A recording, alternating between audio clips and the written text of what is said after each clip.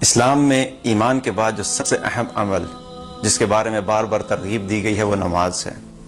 نماز کے بارے میں ہم لوگ آج اس کو بہت ہلکا سمجھتے ہیں اور ہم یہ کہہ کے صرف اپنے آپ کو بری ضمع کر لیتے ہیں کہ اللہ غفور الرحیم ہے تو بس معاف کر دے گا۔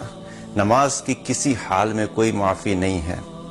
ایسے لوگ جو آج نماز کے لیے نہیں پہنچتے اور جب ان کو بلایا جاتا نماز کے لیے آؤ تو وہ نماز کے لیے نہیں آتے، ایسے لوگوں کے بارے میں اللہ سبحانہ تعالیٰ قرآن میں ایسا خوفناک نقشہ بیان کرتے ہیں کہ ان لوگوں کے ساتھ قیامت کے دن کیسا حال ہوگا ان لوگوں کا جب اللہ کے سامنے حاضر ہوں گے۔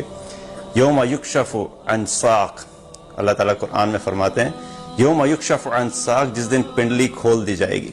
ایک ترجمہ اس کا یہ ہے کہ پنڈلی ظاہر کر دی جائے گی، اور ایک ترجمہ اس کا یہ کیا ہے اہل علم نے کہ جس روز اللہ سبحانہ و تعالیٰ اپنی تجلی ظاہر فرمائیں گے، قیامت کے دن اللہ تعالیٰ اپنی تجلی ظاہر کریں گے، اور جب لوگ اللہ سبحانہ تعالیٰ کی تجلی کو دیکھیں گے تو حکم ہوگا یدعون الی السجود، کہ سب کے سب سجدے میں گر جاؤ۔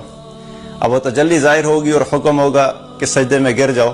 اب قیامت کا دن ہے، جنت اور جہنم سامنے ہے، ہر انسان اس وقت کوشش کرے گا کہ میں سجدے میں گر جاؤں، کیونکہ اللہ سبحانہ تعالیٰ کی تجلی ظاہر ہو گئی ہے۔ سارے کے سارے سجدے میں گر جائیں گے، مگر کچھ ایسے لوگ ہوں گے جو اس وقت سجدہ نہیں کر سکیں گے، فلا یستطیعون، ان کو بھی حکم ہوگا یدعون الی السجود فلا یستطیعون۔ اب وہ سجدہ کرنا چاہیں گے مگر ان سے سجدہ نہیں ہو سکے گا۔ ان کی کمر جو ہے وہ سیدھی ہو جائے گی، جس طرح تختے کی طرح سیدھی کر دی جائے گی۔ اب وہ جھکنا چاہتے ہیں لیکن وہ جھک نہیں سکتے۔ جب وہ یہ دیکھیں گے کہ بہت سارے لوگ سجدے میں پڑے ہوئے ہیں اور وہ سجدہ کرنا چاہ رہے اور ان سے سجدہ نہیں ہو رہا، تو ان کو پتہ لگ جائے گا کہ ان کی ہلاکت و بربادی شروع ہو گئی ہے۔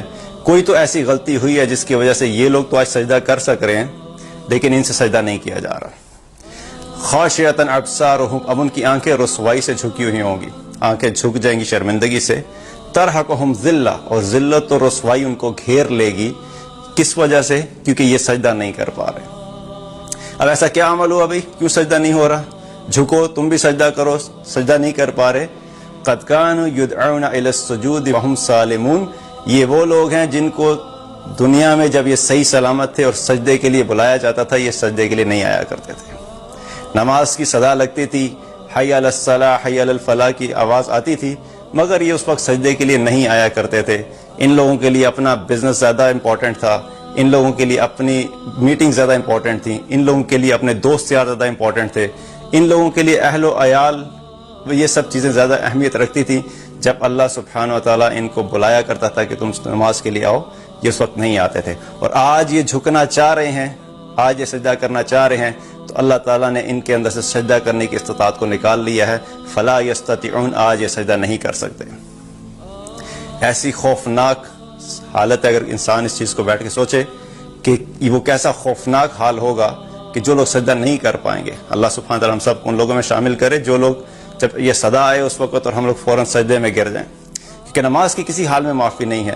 سفر کی حالت میں تب بھی نماز پڑھنی ہے، شدید ترین بیماری کی حالت میں تب بھی نماز پڑھنی ہے۔ رخصت موجود ہے، کھڑے ہو کے نہیں پڑھ سکتے تو بیٹھ کے پڑھ لو، بیٹھ کے نہیں پڑھ سکتے تو لیٹ کے پڑھ لو، لیکن شدید بیماری کی حالت میں بھی نماز کی کوئی معافی نہیں ہے۔ حضرت عمر رضی اللہ عنہ کو جب خنجر لگا، زہر آلود خنجر تھا، تو زہر کا اثر پورے جسم میں پھیل چکا تھا آخری دنوں میں، تو اکثر بے ہوش رہا کرتے تھے، ان کو ہوش نہیں ہوتی تھی۔ مگر جب نماز کا وقت آتا تھا تو ان کے ساتھی آگے کہتے تھے امیر المومنین نماز، جو ہی نماز کا لفظ سنتے تھے تو فوراً ان کی آنکھیں کھل جاتی تھیں اور کہتے تھے خبردار، اس شخص کا اسلام میں کوئی حصہ نہیں کہ جو نماز نہیں پڑھتا، جو نماز نہیں پڑھتا اس کا اسلام میں کوئی حصہ نہیں ہے۔ رسول اللہ صلی اللہ علیہ وسلم نے فرمایا بین العبد و بین الکفر ترک الصلاۃ، کہ بندے اور کفر کے درمیان جو چیز فرق کرتی ہے وہ نماز ہے۔ The thing which differentiates a believer from non-believer، کہ جو شخص نماز پڑھتا ہے وہ ایمان والا ہے اور جو نماز نہیں پڑھتا وہ ایمان والا ہی نہیں ہے۔ تو نماز کو ہر حال میں اپنی زندگی کا حصہ بنائیں، کوئی بھی حالت ہو، کوئی بھی سچویشن ہو، کسی بھی صورت میں نماز کو ضائع مت ہونے دیں۔